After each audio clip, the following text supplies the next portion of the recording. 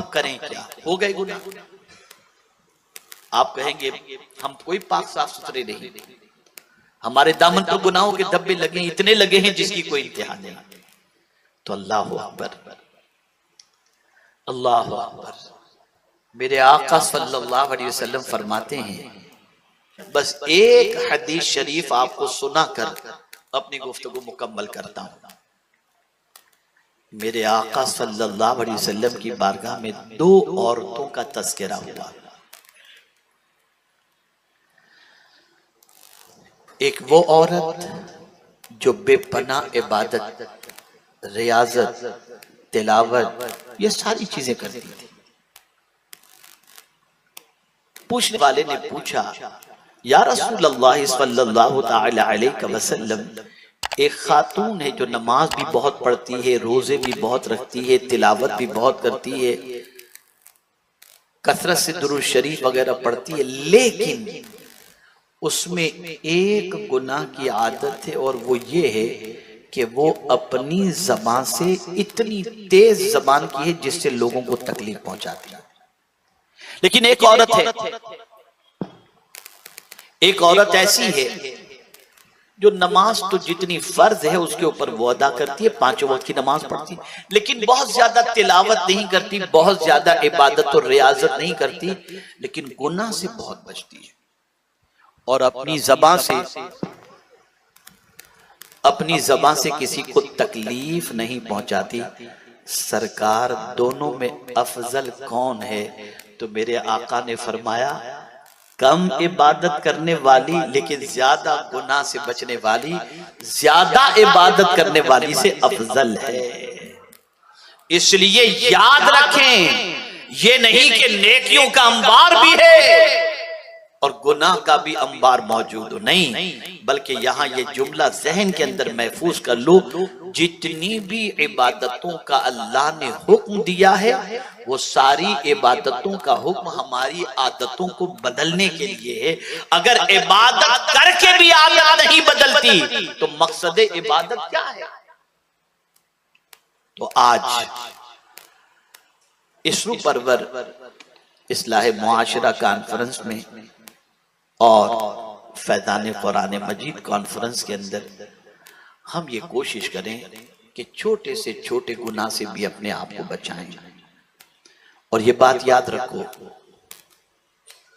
जितना गुनाहों से बचोगे ना, अल्लाह ताला दिल को उतना ही सुकून से भर दिया करेगा, तबीयत में करार रहेगा, इत्मीनान रहेगा।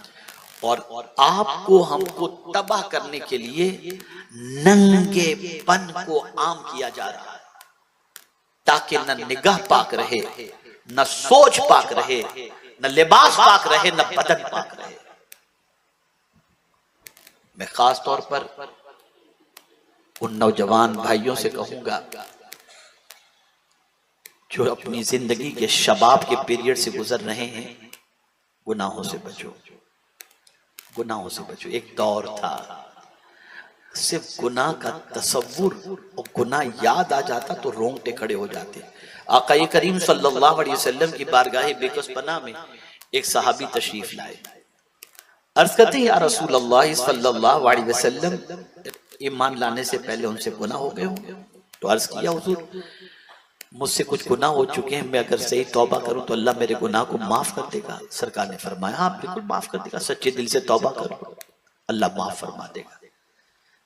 अब जवाब सुनिए, अब दूसरा सवाल सुनिए जो हुजूर से अर्ज करते हैं, या रसूल अल्लाह सल्लल्लाहु तआला अलैहि वसल्लम, क्या मुझे गुनाह करते मेरे मौला ने देख लिया, मेरे रब ने देख लिया?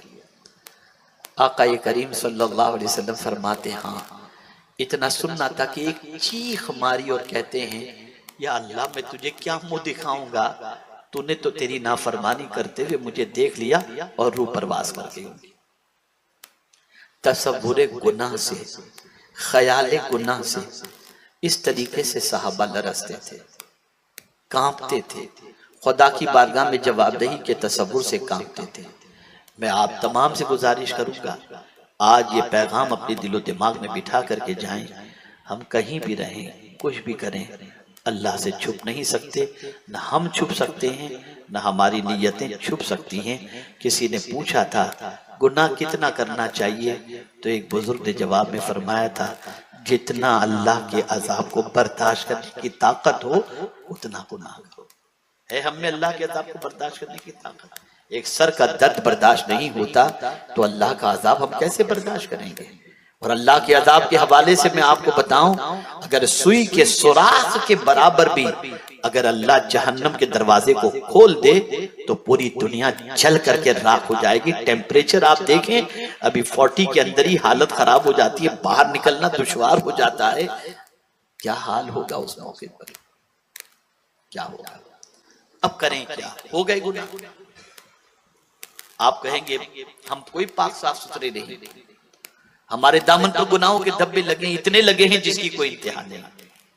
तो अल्लाह अकबर, अल्लाह अकबर। मेरे आका सल्लल्लाहु अलैहि वसल्लम फरमाते हैं कि सबसे बड़ा इंतजार अल्लाह करने वाला है, उससे बड़ा कोई इंतजार करने वाला नहीं। किस चीज का? अल्लाह इस बात का इंतजार करता है। इंतजार से मुराद अल्लाह इस बात की अपने बंदे से तवक्को रखता है कि मेरा बंदा जिससे गुनाह हो चुका है आकर के मुझसे माफी मांग ले। वो मुझसे माफी मांगेगा, मैं उसके गुनाहों को माफ कर दूंगा, माफ कर दूंगा। और ये जुमला अहले इल्म के लिए खास तौर पर जहन में रखने के लिए है। याद रखें, तौबा के आंसू, तौबा के आंसू कितने कीमती हैं आप जानते हैं। तौबा के आंसू गिरते तो बाहर हैं, तौबा के आंसू गिरते तो बाहर हैं, लेकिन सफाई अंदर की हो जाती है, सफाई दिल की हो जाती है। ये कैसा पानी है, निकलता बाहर है और सफाई अंदर की होती है। इसके तौबा करो, रो, गुनाहों से माफी मांगो अपने रब की बारगाह के अंदर, सजदा करो अल्लाह की बारगाह में, अर्ज करो मेरे करीम आज तक के किए हुए गुनाहों से मैं सच्चे दिल से तौबा करता हूं। और जब कोई बंदा माफी मांगता है तो अल्लाह फरिश्तों से फरमाता है मेरे फरिश्तों ये मुझसे माफी मांग रहा है, ये जानता है कि मैं बहुत माफ करने वाला हूं। फरिश्तों गवाह हो जाओ मैंने इसके गुनाहों को माफ फरमा दिया। इसलिए जरूरत है दामन पर लगे हुए गुनाहों के धब्बों से तौबा करो, ज्यादा से ज्यादा गुनाहों से बचो, ज्यादा से ज्यादा अल्लाह की नाफरमानी से बचो। इस दुनिया से जाना है और याद रहे, बंगलों में रहें, पैलेस में रहें या कहीं भी रहें, फ्लैट में रहें, विल्ला में रहें, कहीं भी रहें, लेकिन मरेंगे तो कब्र तो सिर्फ मिट्टी ही की होगी, कब्र सिर्फ मिट्टी ही की होगी। दुनिया में कहीं भी रहें, लेकिन जाएंगे तो हमारी कब्र मिट्टी ही की होगी। सिमिलर, सिमिलर, गरीब की, अमीर की, शहंशाह की, बादशाह की, सबकी सिमिलर। वहां की तैयारी करो। मतलब ये नहीं कि इस दुनिया के अंदर आप बिल्कुल सब कुछ छोड़ छाड़ के बैठ जाओ, ये नहीं। जहां ज्यादा रहना है वहां की ज्यादा तैयारी करो, जहां कम रहना है वहां के हवाले से कम फिक्र करो। इसलिए कि जहां ज्यादा रहना है वहां कोई साथ आने वाला नहीं है सिवाय अमाल के। अल्लाह अज़्ज़ व जल हम सब पर करम की नजर फरमाए और रसूल रहमत सल्लल्लाहु अलैहि वसल्लम की शफाअत नसीब फरमाए, गुनाहों से बचने की तौफीक नसीब फरमाए। तौबा के दो तरीके हैं, एक तो अनजान में गुनाह हो जाए तो तौबा करना, इसके लिए आप अस्तगफिरुल्लाह रब्बी मिन कुल्ली ज़ंबी व अतूबु इलैह, ये एक तौबा का तरीका हुआ। एक जानबूझकर गुनाह हो जाए, जानबूझकर, उसका तरीका अल्लाह ने कुरान में बताया और वो ये दुआ है, रब्बना ज़लमना अनफुसना व इन लम तग़फिर लना व तरहमना लनकूनन्ना मिनल खासिरीन। कसदन गुनाह हो जाए ये दुआ करो।